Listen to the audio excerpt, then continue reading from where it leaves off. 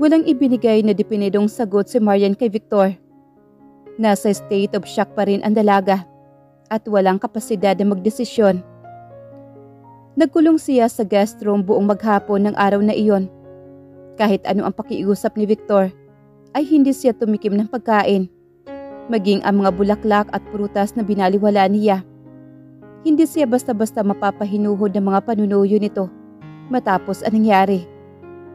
Tiniis niya ang gutom hanggang sa gumabi. Hindi tumigil sa pag-iyak kahit mugtong-mugto na ang mga mata niya. 7:00 nang ipanhik ni Nana Esper ang hapunan niya. Hindi umiimik ang matanda ngunit mababakas sa mukha na may nalalaman ito sa pangyayari. "Kumain ka na. Maghapong walang laman ang tiyan mo. Baka magkasakit ka." Anito at inilapag ang tray sa ibabaw ng night table. Narinig ni Marian na nagpawala ito ng malalim na buntong hininga. Hindi marahil nakatiis. Naupo ito sa gilid ng kama at hinarap siya. "Hindi ako makapaniwalang magagawa ni Victor na lapastanganin ka." May halong awang pahayag nito. "Ipinagtapat niya sa akin ang ginawa niya sa iyo dahil hindi raw kayang dalhin ang kanyang konsensya. Kung inutusan niya kayo para kausapin ako, nagsasayang lamang kayo ng panahon." Ani ni Marian sa malat na boses. "Hindi ko kinakampihan si Victor at lalong hindi ko sinasabing tama ang kanyang ginawa. Pero naiintindihan ko na ang isang tao ay nakakagawa ng mga bagay na mali sa ngalan ng pag-ibig." "Pag-ibig? Kasakiman na Esper. Alam na naman ni Victor na may plano na kaming pakasal ng kapatid niya. Pero ipinilit pa rin niya ang kanyang gusto. Sinamantala niya ako para lang maagaw kay Ruel. Sinamantala na Esper. Ngayon sabihin niyo sa akin kung pag-ibig pa rin matatawag iyon." Hindi nakaimik ang matanda sa sinabi niya. "Iwanan niyo muna ako. Gusto ko mapag-isa." Pakiusap niya. Ibinaling sa malayo ang paningin. Muli na namang nag-unahan ang luha sa mga mata. Iginalang naman ni Nana Esper ang kahilingan ng dalaga. Bago tuluyang lumabas ay ginagap muna nito ang kamay niya. Nang mapag-isay muling nahiga si Marian. Noong unay hindi pinapansin ang pagkain at sinikap na ituon sa iba ang paningin. Ngunit masarap ang amoy ng inihaw na baboy at atsara. At mukhang katakam-takam ang sopas. Parang tuksong kumakaway at nagpapaangkin sa kumakalam niyang sikmura. Bumangon siya nang hindi na makatiis at hinarap ang pagkain. Bakit nga ba niya gugutumin ang sarili sa pagsisentimento niya para makapag-isip na mabuti? Kasalukuyan niyang nilalantakan ang inihaw na baboy nang may bunagbukas ng pintuan. Nangimis siya na makita si Victor sa bungad na pintuan. Nasa mata ng lalaki ang relief. Hindi niya alam kung anong iniisip nito. Huminto siya sa pagkain at tuluyang nawala ng gana nang pumasok ito at tumayo malapit sa paanan ng kama. Ang mga matay sa kanya nakatingin. "Akala ko pangangatawanan mo na ang hindi pagkain. Anito, kumusta na ang pakiramdam mo? Inaasahan mo bang magiging mabuti ang aking pakiramdam pagkatapos ng ginawa mo?" May diing sagot naman niya. Padabog na iniurong ang tray at isinandal ang sarili sa headboard ng kama. Matalim ang sulyap na ipinukol kay Victor. Galit na galit siya kapag nakikita niya ito. Hindi pa nga ang gwapo nitong mukha ay maamong parang kordero at wala ng kauntimang bakas ng pangungutya na madalas niyang makita noong una. Natural lamang na magpakita ito ng kabutihan upang pagtakpan ang kasalanang ginawa sa kanya. Sa sitwasyon nila ngayon na lalaki, nakasalalay sa kanyang mga kamay ang kalayaan nitong maaaring mawala sakaling piliin niyang ipakulong ito. Ikukonsindera niyang heinous crime ang ginawa nito at may katapat na parusang kamatayan. Pinagsamantalahan siya ni Victor at kung ididemanda niya ito ay siguradong makukulong ang lalaki. "Hindi ko iniisip na magiging mabuti ang pakiramdam mo. Nagbabaka sakali lang ako na baka maaari na tayo mag-usap. Ayoko makipag-usap sa'yo, lalo na ang makita ang pagmumukha mo. Mas mabuting iwanan mo na muna ako.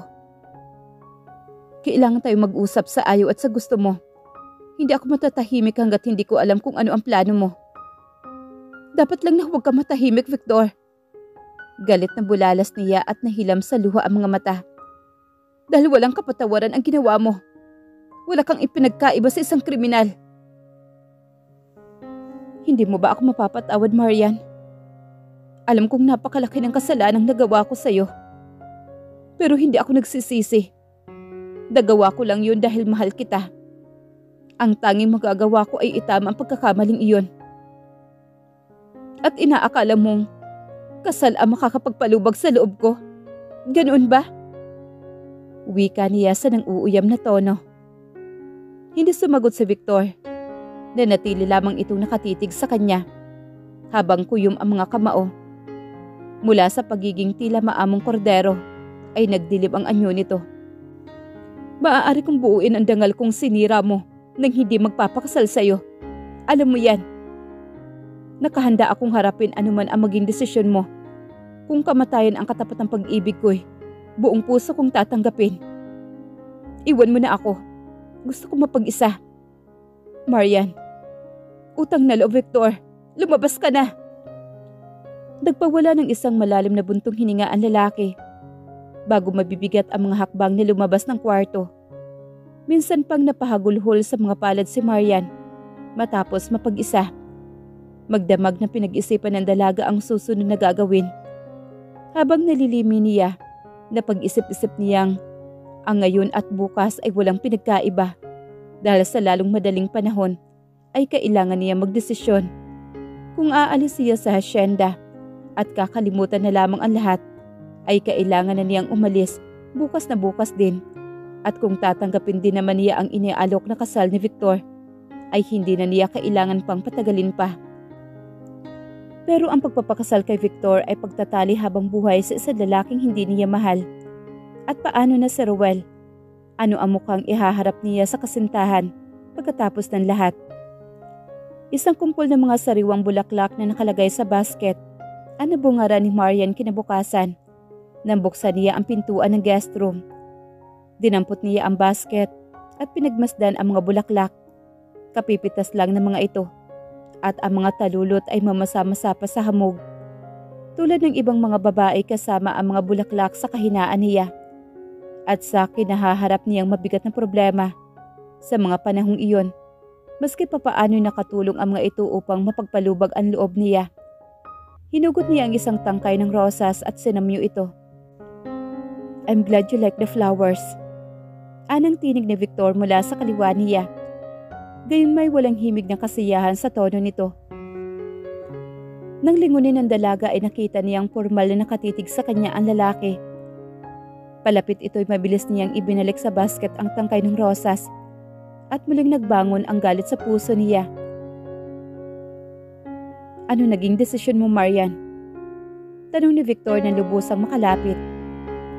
Tinitigan ni Marian ang lalaki at napansin nitong bagong ligo ito. Basa pa ang buhok at naaamoy niya ang maskulo nito. Nakapagdesisyon na nga ako, Victor. Pahayag ni Marian ng malungkot na tinig. Makaraang magpawala ng isang malalim na buntong hininga. Inaasahan kong tama ang naging desisyon mo. Formal pa ring sabi ng lalaki na hindi inaalis ang pagkakatitig sa kanyang mga mata. Hindi na mahalaga sa akin. Tama man o mali ang naging desisyon ko. Aniya at inilapag ang basket ng mga bulaklak. Pagsalikop ng mga braso sa tapat ng dibdib at isinandal ang sarili sa hamba ng pintuan upang kumuha ng suporta. Noong nabubuhay pa ang inay ko, madalas niyang sabihin sa akin na ingatan ko ang aking sarili. Na huwag kong ibibigay ang sarili ko sa isang lalaking maliban kung ikakasal na kami. Kaya kahit anong pilit sa akin ni Ruel noon, hindi ko hinayaang umabot kami sa sukdulan. At iginalang niya ang pakiusap ko. Iginalang niya ako. Sinadya niyang bigyang diin ang salitang iginalang upang konsensyahin si Victor. Nakita niya ang pagbakas ng tensyon sa mukha ng lalaki. Ibig niya maluha sa sinapit na kapalaran sa kamay nito. Ngunit pinigil niya ang sarili sa pagpapakita ng emosyon. Kagabi bago siya matulog, isinumpa niyang hindi na siya muling iiyak sa harap ng lalaki. At kagabi rin, nagpasya siyang tanggapin na lamang ang alok nito kaysa umalis ng hasyenda at habang buhay na dalhin sa kanyang kalooban ang sakit na idinulot ni Victor sa buhay niya. Naisip din niyang mas madaling magsinungaling kay Ruel kung bakit siya nagpakasal sa kapatid nito kaysa iwasan ang lalaki at tapusin ang kanilang relasyon sa dahilang hindi na siya malinis gaya ng inaakala nito. Kinasusuklaman kita, Victor. Mariing pahayag niya. Pero nakatanim na sa isip kong kailangan kong bumangon. Kung saan ako nadapa, papakasal ako sa'yo. Hindi sa dahilang mahal kita, kundi dahil sa pinuwarasan mo ako. Isang simpleng ngiti ang naging katugunan ni Victor sa sinabi ng dalaga. Pagkatapos ay dinagdag nito. You've made the right decision, Marian. And move closer. Titiyakin kong hindi ka magsisisi sa naging desisyon mo. Hindi iniiwas ng dalaga ang mukha ng haplusin nito ang kanyang pisngi. Nakapagdesisyon na siyang pakasal kay Victor. Kaya walang dahilan na para labanan pa ang kapalarang itinakda ng tadhana sa kanya. Gagawin ko ang lahat para mapaligaya ka, Marian. Ipinapangako ko yan sa'yo. At si Ruel, ako na ang bahalang magpaliwanag sa kanya. Titiyakin kong mauunawaan niya tayo. Hindi ako interesado sa mga pangako mo, Victor. Malamig na tugon ni Marian. At huwag mong asahang mauunawaan ni Ruel ang lahat. Pero huwag kang mag-alala. Titiyakin kong hindi niya sasayangin ang buhay niya ng dahil lamang sa'yo. Nagtiim naman ang mga bagang ni Victor. Ngunit bago ito makapag-react, ay mabilis nang hinawi ni Marian ang katawan ng lalaki at tumakbang patungo sa direksyon ng hagdan. Hindi na niya nakita nang sumilay ang malungkot na ngiti sa mga labi nito. Bandang 10:00 nang muli sila magkita ni Victor. Tahimik siya nakaupo sa balkonahe at nakatitig sa lugar na pinaglalaruan nila ni Ruel. Nang lumapit ang lalaki ay sabihing kailangan nilang magpunta sa munisipyo para kumuha ng marriage license. But you need your birth certificate. Kaya kailangan na nating lumuwas sa Maynila para kumuha ng kopya. O kung may kopya ka naman sa bahay, pwede tayong umuwi muna sa inyo. Malumanay na sabi ni Victor, habang ang mga mata ay kababakasan ng paghangay nakatitig sa mukha ni Marian. Hindi na kailangan. Maikling tugon ng dalaga. Gayunman hindi na sinabing may dala siyang kopya ng birth certificate dahil inaasahan niyang kakailanganin nila ni Ruel iyon at hindi niya inaakala na kailanman ay magagamit niya ang birth certificate sa gagawing pagpapakasal sa ibang lalaki. But we need your birth certificate, princess. Wika naman ni Victor sa tunong hinihikayat siya para sumang-ayon. Nahihirapan siya makipag-argumento dito. Walang imik siyang tumayo at pumanhik para magbihis. Si Victor ay walang nagawa kundi ang mapabuntong hininga. Pagbaba niyan makaraan ang 15 minutos, ay nagulat ito nang iabot niya ang kanyang birth certificate. Nagtatanong ang paraan ng pagkakatitig nito sa kanya. Kaya napilitan siyang magpaliwanag. Lihim siyang nasiyahan na makita ang panibugho sa mga mata nito. Matapos marinig ang kanyang sinabi. Nagpaplano na kaming pakasal ni Ruel. Sabi ni Marian rito. Kung hindi lang siya pumunta sa Basilan, siguro kami ang lumalakad ng marriage license namin ngayon. Ayoko nang marinig pa yan. Tiimbagang naman nasabi ni Victor. Hinawakan siya nito sa braso at iginiya patungo sa kinapaparadahan ng pick-up. Ngunit pumiksi siya at hinarap ito. Bakit? Nasasaktan ka? Ano ang karapatan mo? Oo, nasasaktan ako. Dahil masakit marinig na ang babaeng pinakamamahal mo ay may mahal na iba. Mas masakit ang ginawa mo kay Ruel. Sa aming dalawa, kaya wala kang karapatang masaktan, Victor. At dapat, ngayon pa lang ay maging manhid ka na. Tinangka ni Victor na muli siyang hawakan. Ngunit muli rin siyang pumiksi rito. Kung ako sa'yo'y, hindi na ako makikipagtalo pa, Victor. Mas mabuting umalis na tayo bago pa magbago ang isip ko. Don't make it hard for me, Marian. Nagdilim ang anyong sabi ng lalaki. At hindi ko papayagang magbago pa ang isip mo. May isipan mo mag-back out? Hindi ako mangingiming hilahin ka papunta sa simbahan. Hindi na ako magtataka sakaling gawin mo nga yun. Ano pang hindi mo magagawa pagkatapos ng kapanghasang ginawa mo sa akin? Puno ng panunuyang sagot niya rito.